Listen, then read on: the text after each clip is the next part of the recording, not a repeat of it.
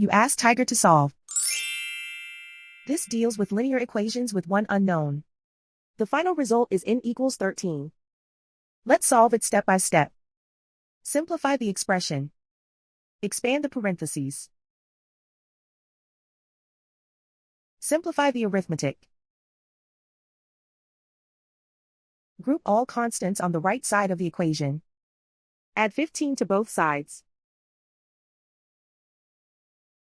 Simplify the arithmetic.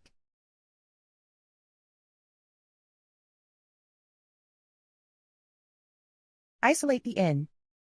Divide both sides by 3. Simplify the fraction. Find the greatest common factor of the numerator and denominator. Factor out and cancel the greatest common factor. And so the final result is n equals 13.